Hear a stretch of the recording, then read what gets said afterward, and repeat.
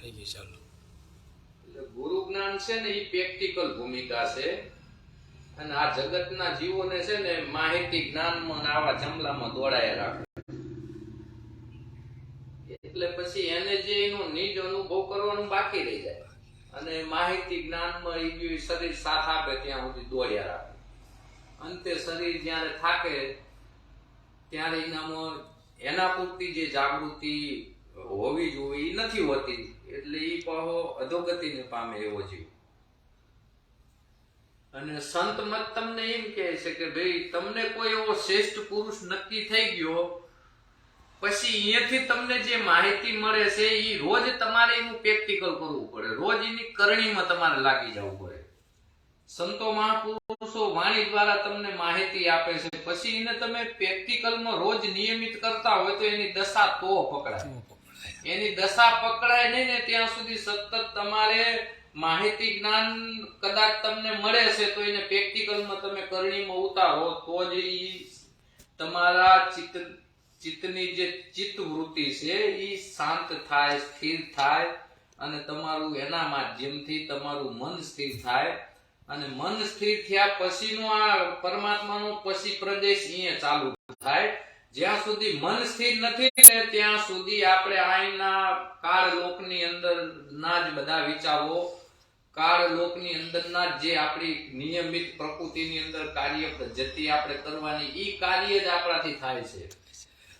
એટલે આપણે આપણી આ ચૈતન્ય સત્તાને આ પ્રકૃતિની અંદર આ મૃત્યુ લોકની અંદર આપણે એની વપરાશ કરવી છે. એની વપરાશ કરવી એટલે રોજ તમારા 21,600 શ્વાસા સાથે જે ચેતના જે આવી રહી છે પરિબ્રહ્મ પરમાત્માની એ ચેતનાને તો આપણે જેટલી જરૂર છે એથી ને વધારે એનું ખર્ચ થઈ જાય છે. કારણ કે તમારા વિચારો, તમારા વિષયો અને તમારા જે આ નવે દ્વાર છે એની અંદર આ ચેતનાની જ વપરાશ થાય છે. શ્વાસ માધ્યમથી એ ચેતના તમારી અંદર આવે છે બ્રહ્માંડમાંથી અને એ ચેતનાથી તમે તમારી કાર્ય પદ્ધતિ કરી શકો છો. એ ચેતનાથી તમને 5 વિષયો તમે સરળતાથી ભોગવી શકો છો. હવે આ ચેતનાને આપણે ખાલી દિશા આપવાની છે કે આ વિષયોનો વિવેક કરવાથી, આ પ્રકૃતિને શાંત કરવાથી,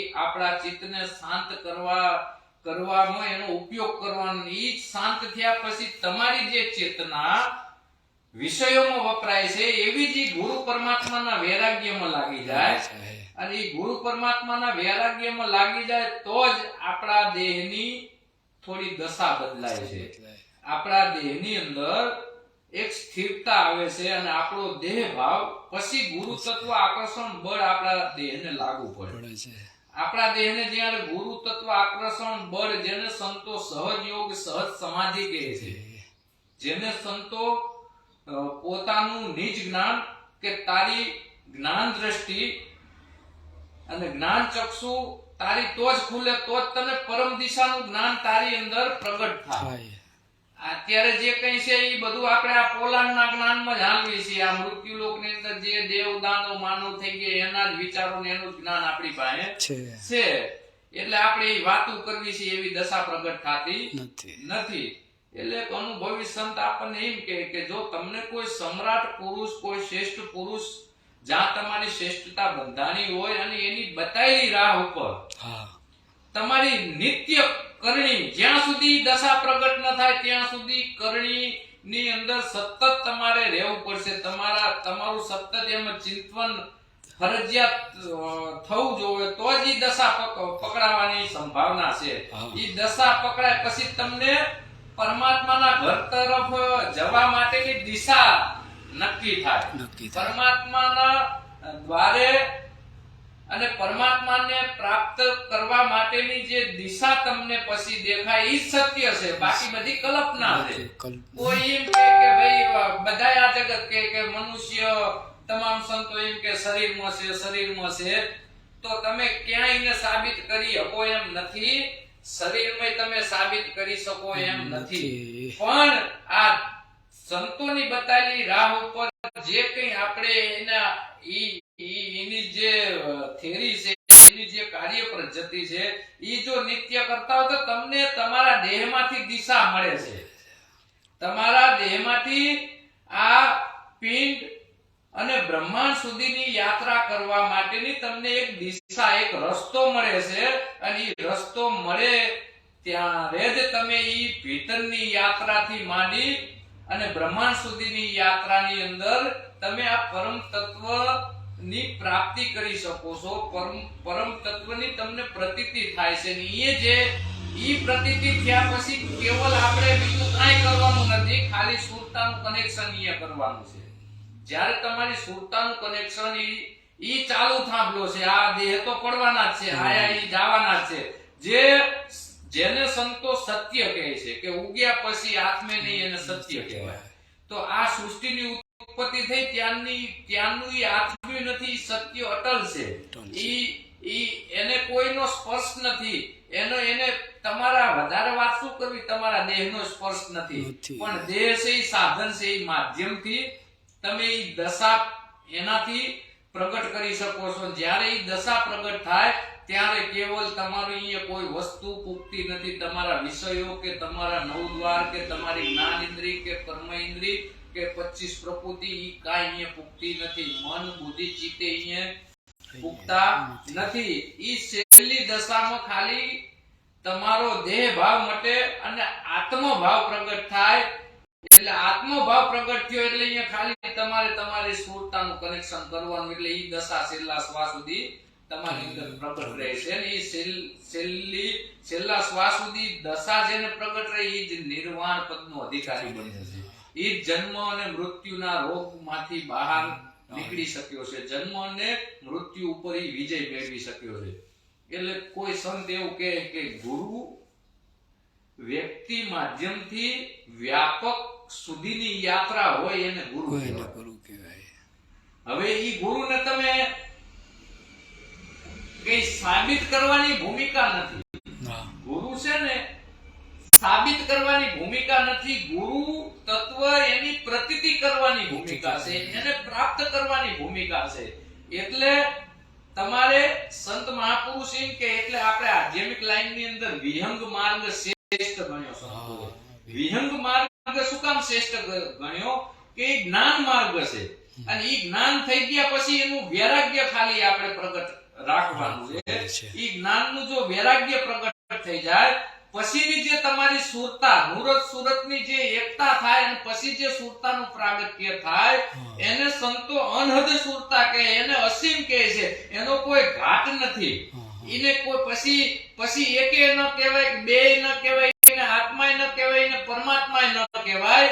એવી ભૂમિકા એક ગહન ભૂમિકા આ માધ્યમથી ગુરુ જ્ઞાનથી અને ગુરુના વૈરાગ્યથી ઈ દશા એક તમારામાં લાગુ પડે છે, તમારા ભીતરમાં. અને ઈ દશા જ્યારે લાગુ પડે એટલે તમારી સુરતાનું એ જો કનેક્શન થઈ જાય એટલે શબ્દ સુરતાના યોગથી તમે તમારા ભીતરની અંદર કાયમ માટે આ પરમ સત્યને અને આ પરમ ચેતનાને અંદર કાયમ તમારી વૃત્તિ દેહ હોવા છતાં તમારી વિદેહી અવસ્થા કાયમ માટે સ્થાપિત રહે છે.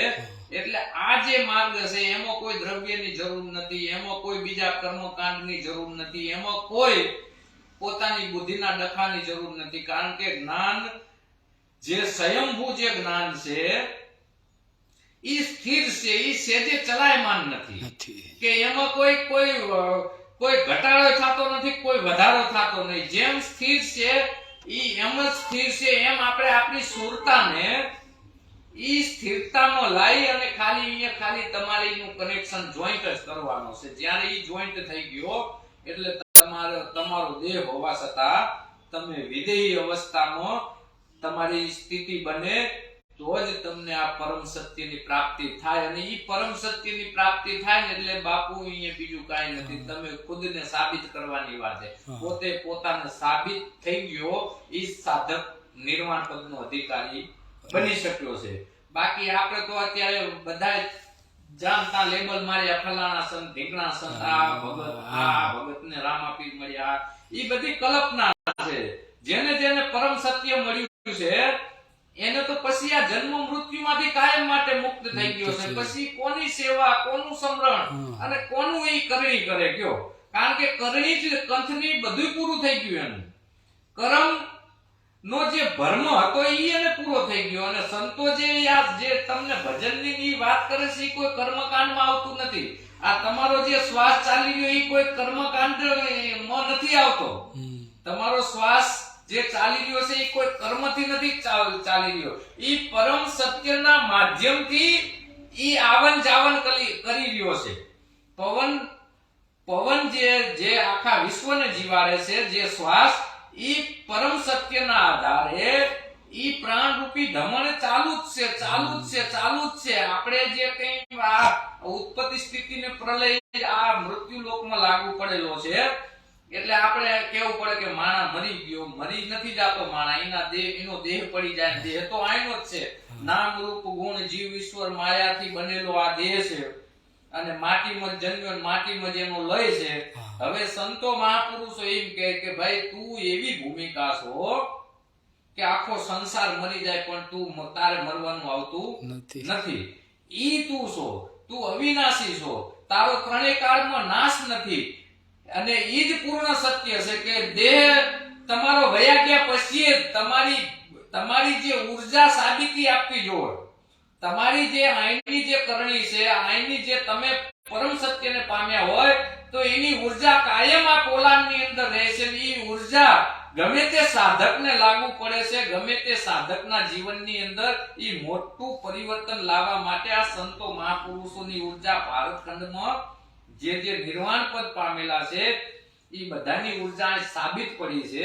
પણ એ ઉર્જાની જો પ્રતીતિ કરવી હોય, એ ઉર્જાની પ્રાપ્તિ કરવી હોય તો તમારે શ્વાસ રૂપી ધમનની અંગાત તમારી વૃત્તિ સ્થિર કરી અને તમારે એની અંગાત તમારે ખાલી શબ્દ, શ્વાસો અને સુરતા આ તમારી ગુપ્ત ત્રિવેણીને પ્રગટ કરવી પડે. એ પ્રગટ થઈ જાય એટલે અહીંયા તમારો યોગ પૂરો થઈ જાય છે. આ કોઈ 5-25 વર્ષ પછી સમજાય એવું જ્ઞાન નથી. સંતોનું જ્ઞાન તો એવું છે, સમજાય તો હાલ પતી જાય, નો સમજાય તો યુગો મેળ ના આવે. એટલે સંતે કીધું કે ગુરુ અમે સદાય તમારા દાસ. ઈ કોને કીધું?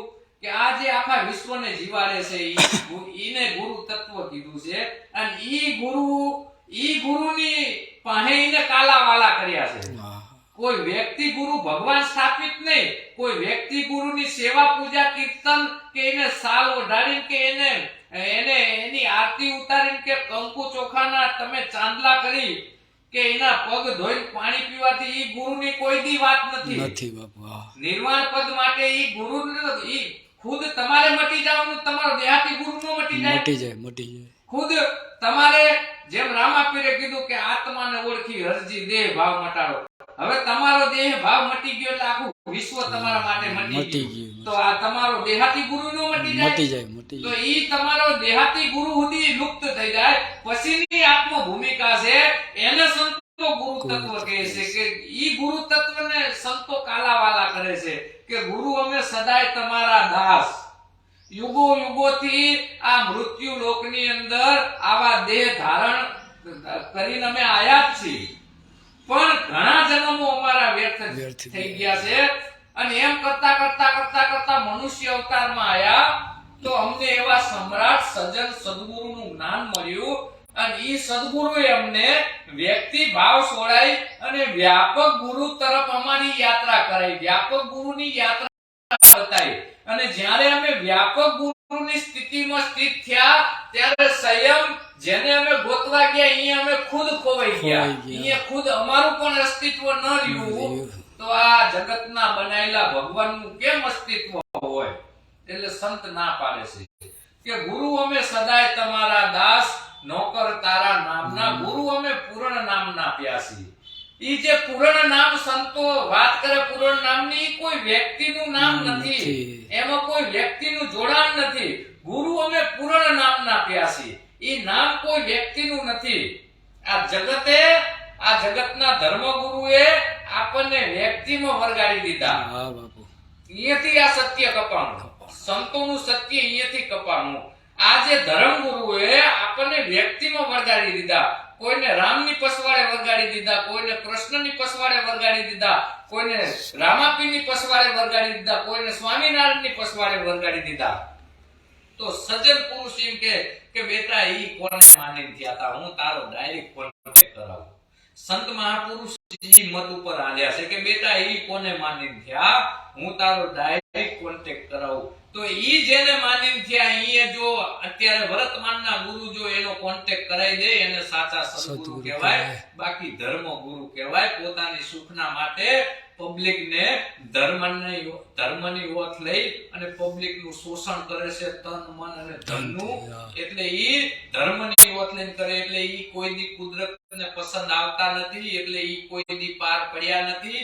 તો એના સાધકો કેમ પાર પડે? કે ગુરુ એવી ભૂમિકા છે અને આખા વિશ્વમાં લાગુ પડે એને ગુરુ તત્વ કીધું છે. આપણે આખા વિશ્વમાં લાગુ જે તત્વ છે ગુરુ તત્વ, એની હંગાત તમારી સુરતાનો યોગ થાય તો જ તમારામાં એ આત્મપદની દશા પ્રગટ થાય, આત્મભાવ તો જ પ્રગટ થાય અને દેહ ભાવ તો જ હટશે. હવે આ બધી ભ્રમણામાંથી બહાર કાઢવા માટે સાચા સજ્જન પુરુષો એમ કહે છે કે બેટા ઈ કોને માનીને થયા, હું તારો ડાયરેક્ટ કોન્ટેક્ટ કરાવું છું.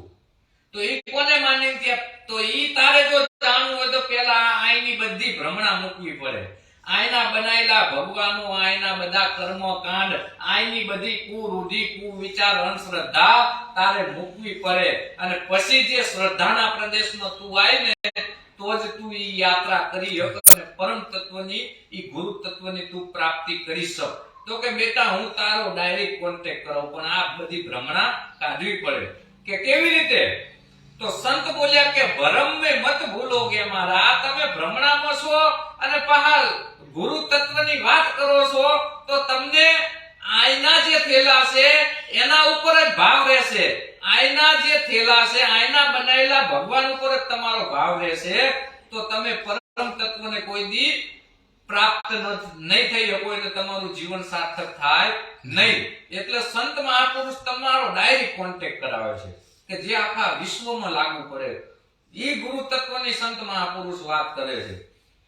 તો કે ભરમ ને મત ભૂલોગે મારા, આ બધી ભ્રમણા કાઢી અને માન મૂકીને તમે આવો મેદાનમાં. એટલે આ જાણી લ્યો આ જીવ કેરી જાત, આ સજતી વિજાતીની તમને યુક્તિ બતાવી દઉં અને આ બીબે તમારા દેહ રૂપી બીબે પાડી દઉં બીજી વાત. એવા સદગુરુ શબ્દના થાવ અધિકારી પાનબાઈ, તમે મેલી દો અંતરના અભિમાન. તમારા ઠરાવ વાળું કે બીજા કે તમે માની લ્યો ઈ બીજાનો ઠરાવ છે. જ્યાં તમારા ઠરાવ વાળું જ્ઞાન અને એની ઉપર તમે હાલો છો ને ત્યાં સુધી તમારી કોઈ દિવસ ઉન્નતિ ક્રાંતિ થાય એમ નથી, કે કોઈ દી તમારા અનુભવનો દ્વાર ખુલે એમ નથી. કારણ કે ભક્તિ સ્વાધીન ભૂમિકા છે, પરાધીન ભૂમિકા નથી. તો સ્વાધીન જ્યાં સુધી તમે ન થાવ ત્યાં સુધી લક્ષ સંગાત તમારો કોન્ટેક્ટ થાય એમ નથી. તો કે ભરમ મે મત ભૂલોગે મારા, તમે પ્રેમથી જોઈ લ્યો પ્યારા, કે જ્યાં એક જ પાણી એક જ પથરા એક જ નાવન કા આરા, એક મૂરત મેને એસી દીઠી કે જેના રામ કૃષ્ણ પૂજારા. કે બેટા રામ કૃષ્ણ જેના પૂજારા હતા હું તારો અહીંયા કોન્ટેક્ટ કરાવું છું. અહીંયા કોઈ મંદિર નથી, અહીંયા કોઈ મસ્જિદ નથી, અહીંયા કોઈ ગુરુદ્વાર નથી, અહીંયા કોઈ આટલા જગતના બનાયેલા ભગવાન નથી. એટલે તમે શ્વાસ લ્યો છો અહીંયા કોઈ મંદિર મસ્જિદ કે કોઈ ગુરુદ્વાર નથી. એની સંતો વાત કરે છે. આ શ્વાસ આવે આ શ્વાસ જાવે, નહીં પલ વિશ્રામ, વહી વિશ્વાસ में સાહેબ બસે ગુરુ જગારામ. તો વિશ્વાસ એટલે હું તમારા ઉપર ભરોસો કરું, ઈ વિશ્વાસ આઈનો છે. અને ઈ વિશ્વાસ ત્રણ ભંગુર છે. ઈ 6 મહિને 12 મહિને મારામાં ખોટ પડી હશે તો ઈ પ્રગટ થાય. મારામાં ખોટ હશે તો તમારી હંગાત મારો વિશ્વાસઘાત થાય ને થાય. ઈ વિશ્વાસની વાત નથી કરી. આ જે શ્વાસ ચાલી રહ્યો છે અને આવી રહ્યો છે અને જે જાય છે એને વિશ્વાસ કીધો છે. એની હંગાત તારે તારી સુરતાનું કનેક્શન કરવાનું છે. અહીંયા તારી સુરતાનું કનેક્શન થાય તો જે સંતો જે સોહમની વાત કરે છે ને, ઈ 10મો સોહમ ઈ અવતારી પુરુષ છે. ઈ 10મા સોહમ નું પ્રાગટ્ય આની અંદર થયું. અહીંયાથી ઉત્પત્તિની શરૂઆત થઈ. પછી આ બધી ચાર ખાણી આ બધું પાંચ તત્વ ને ત્રણ ગુણ પછી એનું પ્રાગટ્ય થયું છે. ત્યારે કોઈ સર્જન નતું. ઈ 10મા સોહમની તમને પ્રતીતિ થાય તો ઈ સોહમ માધ્યમથી તમને તમારી અંદર આ હંસ ગતિ પ્રગટ થાય અને હંસ ગતિ પ્રગટ થાય ત્યારે ઈ હંસની તમારામાં દશા પ્રગટ થાય એને સંતો નિર્વાણ નિરાધાર કહે છે.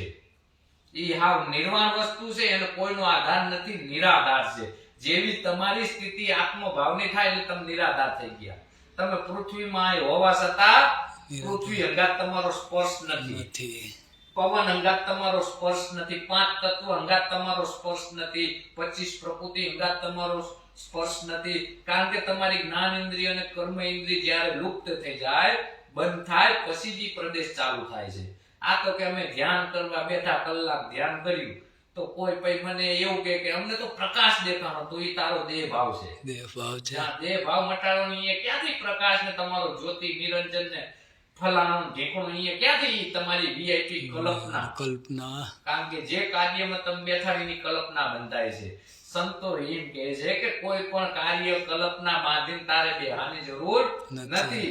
જે જે જે જે જ્યાં તારા ચિત્તમાં ભાવ જાગ્યો ઈ ભાવ પ્રગટ કરી શાંત થઈને બેહી જાતું એટલે ઈ દશા ઓટોમેટિક ગુરુ તત્વ આકર્ષણ બળ બને છે. ઈ પગના અંગૂઠાથી માંડી અને ઠેઠ માથાની ચોટી સુધી તારી ચેતનાને સમેટે છે અને ત્યારે પ્રકૃતિની અંદર તારી ચેતના જમા થાય છે. પછી જ આત્મસત્તા અહીંયાથી 10મો ખંડ પછી ખુલે છે તારો. એટલે સાહેબ કબીરે કીધું કે કહાં સે આયા કહાં જાયેગા ખોજ કરી લે અગલે ઘર કી. પણ કે આ બધું રહસ્ય જે છે, જેને સાચા સદગુરુ મળ્યા અને સાચી શાન બતાઈ એની જ ખુલી છે અગમ ખડકી. એને અગમ કીધી છે. ઈ કોઈ મુદ્દો કે વસ્તુ નથી. આપણે બધા મુદ્દો વસ્તુ ઉપર કે તમે લ્યો સાબિત કરજો તમે સાચા, પણ એ મુદ્દો આવતો જ નથી. એ કોઈ વસ્તુ આવતી નથી. એ કેવલ યોગ આવે છે. યોગ થી ન જ પ્રગટ થાય. અને ઈ જે મારે જે પ્રગટ થયું છે ને ઈ બારી પુની થી થયું છે. એવી પુની તમે કરવા માંડો તો જે દશા મને લાગુ પડી તમારા લાગુ પડે. આમાં કોઈ ભેળસેળ કે કોઈની કરણી અવર આપી હકાતી નથી. પોતાની પુણ્ય પાર કરવાની વાત છે. એટલે તમામ સંત મહાપુરુષ આપણને ઈ દિશા બતાવે છે કે ઘણા જન્મથી આ સૃષ્ટિની ઉત્પત્તિ થઈ તો આદિ, અને ઈ ઉત્પત્તિ નથી, ઈ અનાદિ કાળથી જે સત્ય પરમ સત્ય હતું એમાં ખાલી આટલો બદલાવ આવ્યો છે. પરમ સત્ય હંમેશા સ્થિર હતું. એમાંથી આ એક સોહમ ફાટકર નવખંડ ભયા રસ્તા દિયા ભૂલાય. ઈ સોહમનું જ્યારે આ પોલાણની અંદર પ્રાગટ્ય થયું ને પછી ઉત્પત્તિ બધી લાગુ પડી છે. ચાર ખાણી ની ઉત્પત્તિ, પાંચ તત્વની, ત્રણ ગુણની, 25 પ્રકૃતિની, 5 વિષયની, આ બધાની ઉત્પત્તિ આ સોહમ માધ્યમથી થઈ છે. પણ આ સોહમને ચલાવનાર જે સત્તા છે, જેને સંતો નિર્ગુણ નિરાધાર કહે છે, એ આપણી સુરતાનું કનેક્શન કરવું છે તો આ જે 10મો સોહમ છે એ તમારા શ્વાસ અંગાત. ઈ શ્વાસ અંગાત ઈ ગયો આવી ગયો, આવે છે ને જાય છે, આવે છે ને જાય છે. ઈ સ્થિર નથી. તો એને સ્થિર કરવો છે. ઈ સ્થિર થાય તો જ આ આખો તમારો દેહ સ્થિર થાય એમ છે. આપણે એને સ્થિર કરી શકતા નથી. શ્વાસ ઉશ્વાસ બે પ્રક્રિયા થઈ. આ બધા બુદ્ધિના ફાટેલા એમ કહે કે શ્વાસ ઉશ્વાસે તમે ભજન કરો. હા, એ સાચી વાત, પેલું પગથિયું સાચી વાત, પણ એની કઈક લિમિટ હોય. એનો પ્રેર પૂરો થાવો જોઈએ. એનો પ્રેર પૂરો નથી થતા. આપણે દાવા કરી ઈ જ સાચું બેટા ભજન કર, કુદરત બહુ દયાળુ છે, ઈ તારું જરૂર બહુ પકડી લેશે. પણ આ દેહથી જેટલું પ્રગટ થયું ને એટલી જ તમારા પ્રાપ્તિ થાય. મર્યા પછી કોઈના મેસેજ કે ચિઠ્ઠીઓ આવી નથી. અને જે નિર્વાણ પદ પામ્યા છે ને બાપુ, ઈ વર્તમાનની અંદર જો તમે ઈ ગતિને પામ્યા હોય ને તો તમે જ્યારે પણ એને યાદ કરો છો ને તો ઈ સુદર્શન તમને આપે છે. અને ઈ જે શરીર છે ને ઈને કોઈ પાંચ તત્વ લાગુ પડતા નથી. સૂક્ષ્મ શરીર કહેવામાં આવે છે. એને 3 ગુણે લાગુ પડતા નથી. એને આયનું કઈ લાગુ પડતું નથી. એટલે જે ભાવે ભજો ઈ ભાવે તમને મળે જ છે, મળે જ છે, મળે જ છે. પણ ઈ તમારી જેવો તમે જે દશા પ્રાપ્ત કરી છે એવી દશા વાળો વ્યક્તિ મળે ને એ જ તમને સમજી શકે ને ઈ સુદર્શન કરી શકે છે. તમામ સંતો મહાપુરુષોના સુદર્શન ઈ કરી શકે છે. જી ખાલી વાત કરે ને તરત જ એના શબ્દ ઉપર ઈ બધા આઈ બિરાજમાન થઈ જાય છે. એના શબ્દને કોઈ દી ફગવા દેતા નથી. શબ્દને સુરતાના યોગની અંદર ઈ પ્રગટ ઉભારે છે. જ્યાં સુધી અનુભવી સંત વાણી વિલાસ કરે છે ત્યાં સુધી એનું રખોડું ઈ કરે છે, જેથી કરી કાર્યની ઝપટ એને લાગે નહીં, એનો શબ્દ પગે નહીં અને એનો શબ્દ તૂટે નહીં. એના એવી એની કૃપા છે. ગુરુ કોઈ વ્યક્તિ ભૂમિકા નથી, વ્યક્તિ માધ્યમ છે. પણ ઈ ઘટની બલિયારી કે જે ઘટનો પ્રગટ છે ઈ આપણા માટે જ્યાં સુધી દેહ જીવિત છે ત્યાં સુધી આપણા માટે જીવતો જાગતો ભગવાન કહેવાય. એને સગુણ સ્વરૂપે જીવતો જાગતો ભગવાન કહેવાય. અને જે નિર્ગુણ છે અહીંયા તો તમે જે નક્કી કરેલું એ ગુરુને મટાડી દેવાની વાત છે, પોતે મટી જવાની વાત છે. એટલે સાહેબ કબીરે કીધું કે મારું જે ભીતરનું જ્ઞાન છે એ તો આટલું જ જ્ઞાન છે, આટલું જ જ્ઞાન છે કે હા કહું તો હે નહીં, ના કહ્યો નહીં જાય. એટલે આ હા ના કે બીચ મેં સાહેબ રહ્યો છુપાય. તો આ નાની બીચ ની જે વાત કરે સંતો, તો આ તમારો શબ્દ તમે બોલો છો ને ઈ આ પ્રાણના આધારે બોલાય છે. પ્રાણના આધારે ઈ બને છે. પ્રાણ તમારા શબ્દનું ઘડતર કરવા વાળો શ્વાસ છે. ઈ શ્વાસના આધારે જ ઈ પ્રગટ થાય છે. શ્વાસના આધારે જ તમે બોલી શકો છો. જેમ શ્વાસના આધારે તમે જીવી શકો છો ને એમ બધી કાર્ય પદ્ધતિ શ્વાસના આધારે જ કરી શકો છો. તો આ શ્વાસને ચલાવનાર ભગવાન કોણ છે? ઈ આત્મજ્ઞાનની વાત છે. અહીંયા આત્મ ભૂમિકા લાગુ પડી જે સાધકને ઈ જ એને જાણી શકે, માણી શકે ને એને પામી શકે. જ્યાં સુધી દશા લાગુ નથી પડી ત્યાં સુધી કોઈ સાધક આ બહિરિક જીવન સારા દેખાડી શકે, કંઈક ગુરુના સિદ્ધાંતોનું પાલન કરતો હોય ઈ એની કરણી બને છે સારી. પણ જ્યાં સુધી પોતે નિજ પોતાનો અનુભવ ન થાય ત્યાં સુધી પરિપૂર્ણ મુક્ત નથી.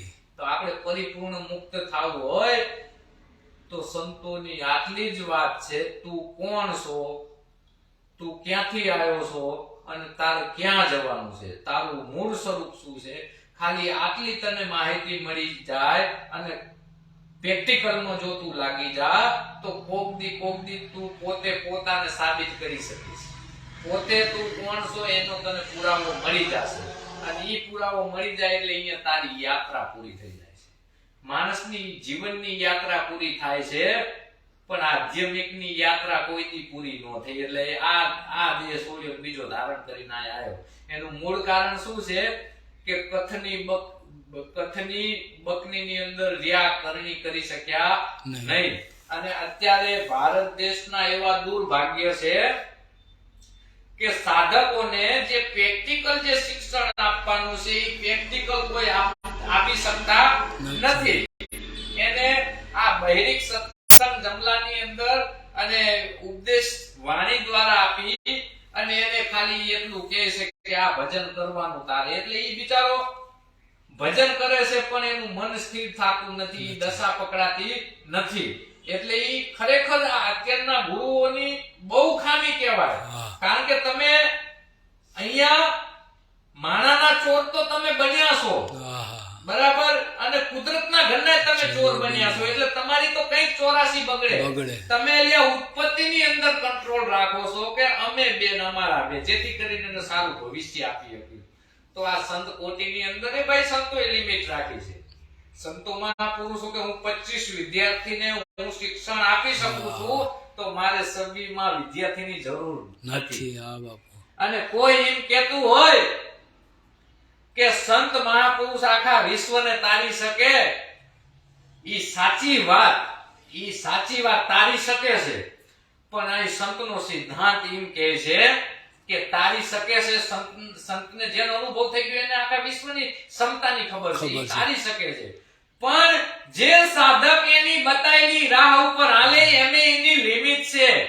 એની લિમિટ છે કે હું 50 વ્યક્તિઓને હું સતકરણી કરાવી શકું છું, શિક્ષણ આપી શકું છું અને છેલ્લે એનું જીવન સાર્થક સાર્થક થઈ જાય એટલી કરણી હું આપી શકે એમ છું, તો એ 50 જ શિષ્ય કરવા પડે, 51મો નો થાય. આ કોઈ શિક્ષણ યોગ નથી. તે આગે ડાયરેક્ટ વાત કરે કે ભાઈ વિદ્યાર્થીઓ શિક્ષણની અંદર વિદ્યાર્થીઓ બધા ભણતા બધા થોડા હોશિયાર થાય, બધા થોડો પહેલો નંબર આવે.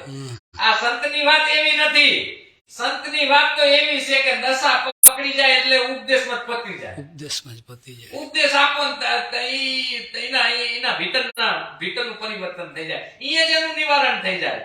તો આ એક લિમિટ છે. ઈ લિમિટ કોઈ સમજવા રાજી નથી. અને આ જગતને ધર્મના નામ ઉપર ઉત્પત્તિ તાનના છેતરતા આવે. કબીર, રવિ, ભાણ, ટીકમ, મોરારખી, આ બધા જે સંતો મહાપુરુષો થઈ ગયા, જેને 5, 25, 50 શિષ્યોની અંદર પોતે જાગૃતિ કરાઈ અને પોતે પોતાની જેવા બનાવી ગયા છે. તો આજના યુગની અંદર અમારે ઉદારામને ગોતવા હોય ને તો એની સમાધિએ જ આવી ત્યારે મન શાંત થાય છે. બાકી ક્યાંય અમને ઉગારામ દેખાતા નથી. ક્યાંય આ જગતમાં આટલા બધા રમણ ને આટલા બધા ટોળા ભેળા થાય, પણ અમને અહીંયા ઉગારામ સાબિત થતો નથી. શું કામ? કે વાત એની છે, કાર્ય પ્રજ્ઞતિ એની રહી નથી. ખાલી વાત છે, કાર્ય પ્રજ્ઞતિ કોઈ કરાવતું નથી. તો એને ક્યાંથી આ એની દશા બદલે, ક્યાંથી એના ભીતરનું પરિવર્તન થાય? એટલે સંત મત ના પાડે છે. સંત મત એમ કહે છે, ટૂંકી ટચ વાત આરી કે તમારા માથે ગમે તેવા મહાપુરુષોનો હાથ હોય, તમે ગમે તેવી પરંપરાની હેઠળ તમે ઈ સામ્રાજ્ય સર્જન કરી અને તમે જગતને સારા સંસ્કારો કે સારી વાતો આપતા હોય, પણ સંત મત એમ કહે છે કે ખરેખર જો તને એની દશા હોય, તું જેના નામ ઉપર બેઠો છો, ઈ દશા જો તને પકડાણી હોય, તો અમારી તો આટલી જ વાત છે કે તારી સાથે કોઈ હરિજન થાય તો જ તું હાચો. બાકી તારી સંગતનો રંગ ન લાગે ત્યાં સુધી તું એ સો કાચો. પછી તારે 5 શિષ્ય હોય તો ભલે અને 50,000 શિષ્ય હોય તો ભલે, પણ તારી દશા ન હોય ત્યાં સુધી તું એ ખોટો છો. આ કડવું છે પણ સત્ય છે. સત્ય વાત છે. કડવું છે પણ સત્ય છે. અને દવાઈ કડવી છે પણ તમારા શરીરના રોગનું ઓહળ છે. એવી જ રીતે સત્ય પણ કડવું છે પણ એ તમારા જન્મ મૃત્યુના રોગનું ઓહળ છે. અને જેને કડવા પીધા છે ને ભગવાન, એ જગતમાં જ્યાં સુધી એનો દેહ જીવિત રહ્યો ને ત્યાં સુધી એને પૂજાવાની ભાવના રાખી નથી. ત્યાં સુધી એને પબ્લિકને નમાયા નથી. ત્યાં સુધી ઈ પોતે પગે લાગ્યો છે, પબ્લિકને પગે લાગવા દીધી નથી. ઈ પોતે સમાજમાં ગયા છે, પબ્લિકને લામી કરી નથી. સાચા સંતની આ ભૂમિકા છે કે જ્યારે સાધનની સુવિધા નથી તો સંતો મહાપુરુષો પગપાળા કરી, ક્યાં કાશી, ક્યાં ગુજરાત ને ક્યાં સૌરાષ્ટ્ર, એ પગપાળા કરીને સામે સમાજને સંદેશ દેવા આવેલા છે. તો એ આટલું ભ્રમણ કરીને આયા, તો એને 5, 25 જે કઈ એના અનુભવો હતા એમાં સત્ય એને પ્રગટ કરાવી દીધું છે. સત્ય પ્રગટ કરાવી દીધું છે. કેવી રીતે? કે ગુરુ છે ને, ગુરુ એવી ભૂમિકા છે. એક સંતે એને ભમરીનું દ્રષ્ટાંત આપ્યું કે સાચા સદગુરુ છે ને એને ઈ બધી જીવાતું ઉપાડતા નથી. બધી જીવાતું ન ઉપાડે. તમે જો આ ખેડૂત જ્યારે ઉનાળામાં ખેતીમાં ઓલું હળ હાકે ને તો અંદરથી નકરી ઈયળનું જીવડા નીકળે છે, ત્યારે ઈ ભમરી ઉપર ગુંજારો કરતી હોય છે. ઈ ભમરી ગુંજારો કરે ઉપર, અને પછી ઓલી ઈયળ જે છે ને જે ટેહડા કરે છે, એનું જીવન જ ટેહડા વાળું હોય. પછી ભમરી છે ને ઈ ઈયળને ડંખ મારે, નીચે આવી અને એને ડંખ મારે, અને એને ડંખ મારે જો ઈ બહરી વળી જાય, કોકડું વળી જાય, તો એની સામું જોતી નથી ભમરી. પછી બીજી ઈયળને પકડે છે, પછી બીજી ઈયળને ડંખ મારે, અને ઈ ઈયળ જે છે ઈ જો ડાયરેક્ટ ઊંચી થાય ઈ કુકડું ન ભરે, તો પછી ભમરીને એવી ખબર પડે કે આને હું મારી જેવી બનાવી શકીશ. પછી શું કરે છે ભમરી? માટીનો એવો દર કરી અને ઈ ઈયળને ઉપાડી અને ઈ દરમાં પૂરી દે છે. ઈ ધર્મ પૂરી દે છે અને કાયમ એને ડંખ મારે છે, કાયમ ડંખનો ગુજારો આપે છે, કાયમ એને ડંખનો ગુજારો આપે છે. એટલે ગુજારામાં આવી ગયેલી ઈયળ પોતાનું અસ્તિત્વ મટાડી અને એનામાં પણ ભમરીની દશા આવે. અને જ્યારે એને પાંખું આવે ને એટલે ઓટોમેટિક દરમાંથી હોલમાંથી બહાર નીકળી અને ઉડવા માંડે છે. અને ઈ જ્યારે ઉડવા માંડે છે ને એટલે ઓલી ઓરિજિનલ જે ભમરી હોય ને ઈ રાજી થાય કે એકને તો ટેડા કરતા છોડાય. પછી ઈ ભમરી ઈ ઈયળને જઈને એમ નથી કહેતી કે તું તો ટેડા કરતી હતી, હે તને મેં પાંખું આપી, તને મેં ઉડતા કરી દીધી, હવે તું કમાન હું ખાઉં.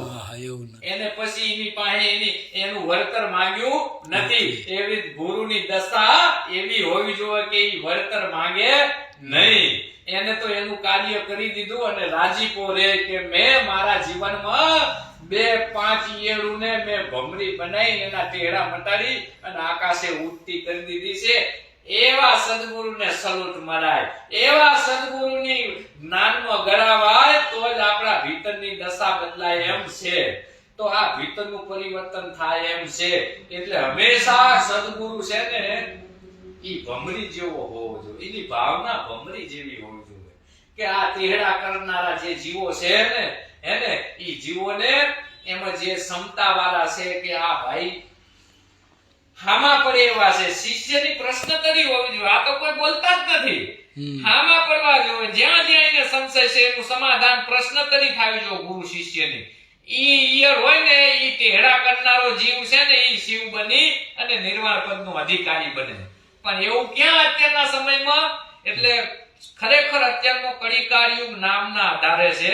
એક સાચા નામની સંતોએ વાત કરી છે, તો તમે જે ઉગારામ એવું નામ બોલો એ સાચું નથી, તમે રામ જેવું નામ બોલો એ સાચું નથી, તમે રામાપી જેવું નામ બોલો એ સાચું નથી, તમે કૃષ્ણ પરમાત્મા જેવું નામ બોલો એ સાચું નથી. વધારે વાત શું કરવી, તમે દેહાતી ગુરુના નામ લ્યો એ સાચું નથી. તો કક્કા બારકડી વાળું, ઈ કક્કા બારકડી વાળું નામ છે. ઈ કક્કા બારકડીનું પ્રાગટ્ય કરનાર જે છે ને એને સંતો નામ કહે છે. ઈ ગુપ્ત નામ છે, ઈ આદિ નામ ઈ ગુપ્ત છે. ઈ કોઈ વાણીમાં આવતું નથી, એનું કોઈ રૂપ નથી, ઈ અરૂપ અવસ્થામાં છે. એટલે આ પવન જે તમારો શ્વાસ હાલે તમને દેખાય છે ઈ અરૂપ છે, ઈ દેખાતો નથી પણ એનો સ્પર્શ થાય આપણને. ઈ કઈ દેખાતો નથી, આ 5 તત્વ ઈ દેખાતા નથી પણ એનો સ્પર્શ થાય. હવે એને તમારે જો જાગૃત કરવા હોય, એને તમારે જોવું હોય, એની પ્રતીતિ કરવી હોય તો તમારે જે તત્વને તમારે પ્રગટ કરવું છે ઈ તત્વનો રોજ અભ્યાસ થાય તો જ ઈ પ્રગટ થાય. તો સંતોએ સર્વશ્રેષ્ઠ પવન તત્વને શ્રેષ્ઠ કરેલો છે. પવન તત્વ, કારણ કે જે પવન તત્વ ચાલી રહ્યું છે એની હંગાત આ સોહમનું લેશ કિરણ એની હંગાત ચાલી રહ્યું છે. આ સોહમનું નકે ભાઈ ઓક્સિજનના જે બાટલા છે એમે હવા ભરી છે, એમે હવા ભરી છે, એમે હવા ભરી છે. લે ભાઈ અહીંયા ખાલી માણસોનું પીપું બનાવીને ઓક્સિજનનો બાટલો ફિટ કરી દે ન જીવી, પણ એમ નથી, એમ નથી. આ જગતના જે ધર્મગુરુ તમને સમજાવે એમ નથી, એમ નથી. જો એમ હોય ને તો ઘરે ઘરે સમાધિ થઈ ગઈ હોય, ઘરે ઘરે સમાધિ થઈ ગઈ હોય. આજના યુગની અંદર કોઈના સમાધાન નથી તો સાત્યું ફૂલાઈ ફરે છે. અમારા ગુરુ મહાન, અમારા ગુરુ મહાન, અમારા ગુરુ મહાન. મહાન હોય તો કાં હરાજ થાય, શાંત થાને.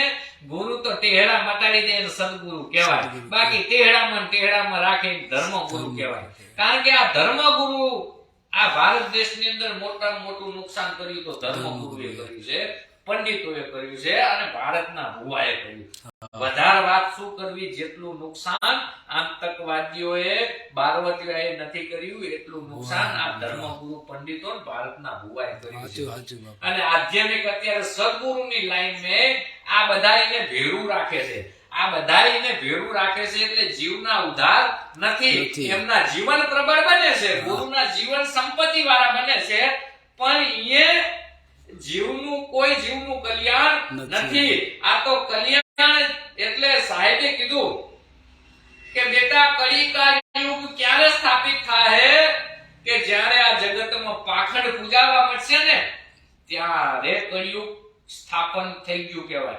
કારણ કે આ જગતમાં આ નવખંડ ધરતીની અંદર કોઈ પાખંડ હમાશે નહીં, અને જ્યાં પાખંડ હશે ને ભગવાન એ ટોરે ટોરા હશે, જ્યાં સત્ય હશે ને એ કોઈ એક આંગળીના ટેરવા ગણે એટલાય માણા એની તરફમાં નહીં હોય, એની પાસે બેહનારા કોઈ માણા નહીં હોય. એટલે કે આ જગતમાં પાખંડ પૂજાશે અને સાચા જતી સતી હંતા છે જગતમાં પાખંડ પૂજાશે. કે બેટા જ્ઞાન મારું હશે, ઉપદેશ મારો હશે, પણ એ ઉપદેશ આપનારી જ કાળનો મોકલેલો દૂત હશે. એની પાસે ખાલી વાત જ છે, એની પોતાની જાગૃતિ નથી, તો એના સાધકોની કેમ જાગૃતિ કરી શકશે? એટલે એવા ગુરુને ચોકડી મારી છે, એવા ગુરુની સંતોએ ના પાડી છે. સંતોએ તો એ વાત કરી છે કે જ્ઞાની હોય ઘણા ગુણવાન, કે સદગુરુ એવા સીવે જેનું જ્ઞાન સર્વશ્રેષ્ઠ હોય, જેનું જ્ઞાન કોઈ વ્યક્તિને લાગુ ન પડતું હોય, જેનું જ્ઞાન વ્યાપક હોય, ઈ ગુરુની વાત કરી છે. જેમાં ખુદનો સ્વાર્થ ન હોય, પોતાનો દાવો ન હોય અને પબ્લિકનું હિત હોય, એને જ્ઞાની ગુરુ કહેવાય. જ્ઞાની એને ગુણવાન પુરુષ કહેવાય કે જેમાં પોતાની કોઈ અપેક્ષા નથી, જેમાં જગતનો કોઈ સ્વાર્થ નથી અને જગતનો કોઈ ઉપયોગ નથી, ગેરઉપયોગ નથી, એને ગુણવાન ગુરુ એને કહેવાય. કે જ્ઞાની હોય ઘણા ગુણવાન, કે બેટા સદગુરુ એવા સેવીએ કે જેની વાણીમાં બ્રહ્મ વિલાસ હોય, જેની વાણીમાં શબ્દે શબ્દે આત્મજ્ઞાન હોય. એટલે આત્મજ્ઞાન એટલે કોઈ વ્યક્તિનું નહીં, વ્યાપક જ્ઞાન.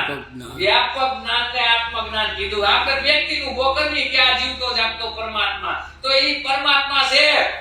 તો અલ્યા ઈ તમારા જેટલા તમે ઈ પરિવારમાં સમજેલા ઈ બધાને ભાઈ નિર્માણ પદ અપાય ને, બીજાનું કલ્યાણ ન કરતો કઈ નહીં. ઈ જો પરમાત્મા હોય તો એને એના પરિવારનું તો કલ્યાણ કરવું જ હોય ને. સાચું બાપુ. તો આ તો ઈ કઈ ફાતું નથી નમાતો કે જીવતો જાગતો પરમાત્મા અમને પરમનો પીર મળી ગયો. પરમનો પીર આવો હોય, પરમનો પીર એટલે કોઈ વ્યક્તિ ભૂમિકા નથી, તમારો દેહ છે ઈ પરમ છે, અને એની અંદર આ પ્રાણ સ્વરૂપે ઈ પીર થઈ બેઠો છે. એની કોઈ બીજી વ્યાખ્યા નથી. નથી બાપુ. એ ગંધારો, એ મનના મેલા, તનના મેલા, તમારા વિચારો મેલા, અલ્યા તમારી કોઈ દી ઉન્નતિ ક્રાંતિ નથી. તમારી આવનાર પેઢી, તમારા છોકરા તમને નફરત કરે તો અહીંયા તમારો ભક્તો હાચો. તમારી આવનાર પેઢી આમાં ઇન્વોલ્વ નથી થાતી, તો એટલે આ ભૂઠા પડતા નથી. તોય ભૂઠા પડતા નથી. ગુરુની આરતી, ગુરુના પગ ધોઈને પાણી પીવાને, ગુરુને આપણે પગલા કરાવવાને, ગુરુને આપણે હામૈયા કરવાને, ગુરુને આપણે ગુરુ કે એમ વાંકું રહેવું તન મન ધનથી. હે ભાઈ, તો સંત મત ના પાડે છે, ઈને પાખંડ કીધું છે. સંત મત એ ચોખ્ખી ના પાડે છે કે ગુરુ કોને કહેવાય? જેને તમારી ખુદની સાધકની પણ વેદના હોય, સાથે સાથે એના સહપરિવારની પણ વેદના હોય, એને સદગુરુ કહેવાય. ભલે ઈ તમારા શરણે ન થતા હોય, તમારા શરણે ઈ પરિવારનો એક જ સભ્ય થયો હોય, પુરુષ હોય કે સ્ત્રી હોય, પણ એને તમે 5 જણાનું પરિવાર છો તો પાંચેયની વેદના હોય ને એનામાં, એને સદગુરુ કહેવાય. બાકી ધર્મગુરુ કહેવાય. ધર્મગુરુ. અને આ ધર્મગુરુ સ્તોરલમાં કે આ કળિકા યુગની અંદર કે બેટા ધર્મગુરુ તો ગાડા ભરાય એટલા મળે, સદગુરુ ન મળે. અને એ સદગુરુ ગોતવા માટે, અને એ સદગુરુ ક્યારે મળે? કે કોઈ સારા ભાગ્યનું, આપણા સારા કર્મોનું, આપણું સારા ભાગ્યનો ઉદય થયો હોય ને ત્યારે જ મળે છે.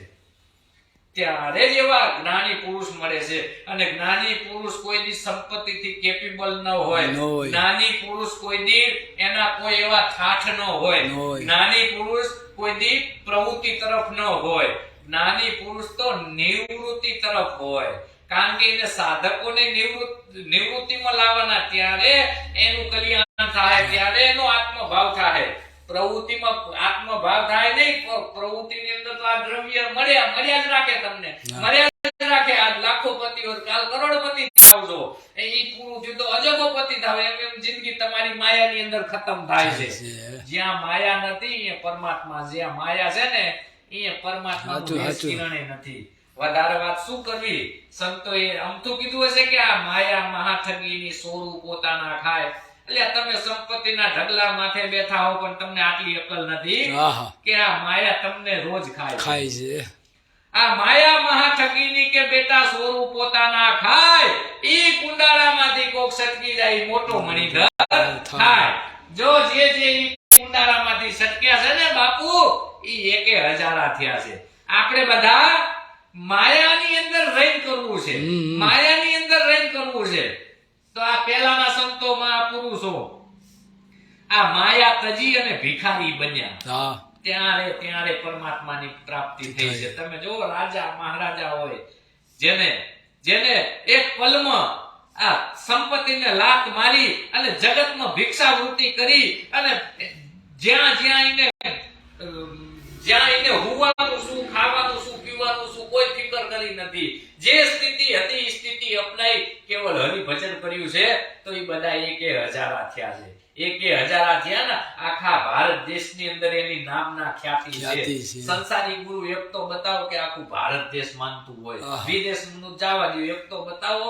અને તમે બધા વિરોધ કરીને બેઠા છો, સંસારીઓ અને સંસારી ગુરુ એ વિરોધ કરીને બેઠા છો, તો અમારા સન્યાસી પુરુષનો એક પ્રશ્ન છે કે ભારત દેશનો ઇતિહાસ, જે સમાજને પોતાના ઇતિહાસની ખબર નથી એ બીજો ઇતિહાસ કોઈ દી ન બનાવી શકે. આ ભારત દેશની અંદર આ સત્યની પ્રાપ્તિ કરવા માટે કેટલાય સંતો મહાપુરુષો રાજપાટ મૂકી અને આ સત્યને પ્રગટ કરી અને સંસારમાં ભાણું આપ્યું છે. પીર તૈયાર કરીને સંસારીને ભાણું આપ્યું કે બેટા સંસારમાં રહીને થાય. તો ઈ કયો પાવર કે સન્યાસી પુરુષોએ રાજા મહારાજાઓને શિષ્ય બનાયા. શું કામ? કે ઈ પબ્લિક અંગાત સમાનતા, માનવતા અને ભાઈચારાનો કરુણા પ્રેમ રાખી શકે. એટલે રાજાઓને એની જાગૃતિના બળે રાજાઓને ઝુકાઈને શિષ્ય બનાવ્યો.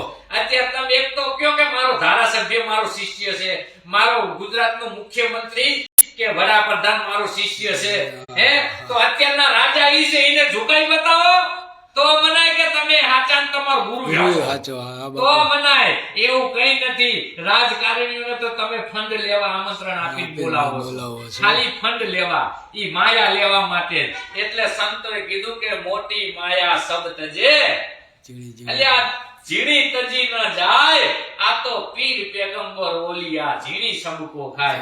જગતની દ્રષ્ટિમાં ખરેખર તમે ભગવાન હસો જીવતા જાગતા, પણ કુદરતની દ્રષ્ટિમાં આ નથી. કુદરતની દ્રષ્ટિની અંદર તમે ખુદ તમારી કેટલી 84 બગાડીને બેઠા છો.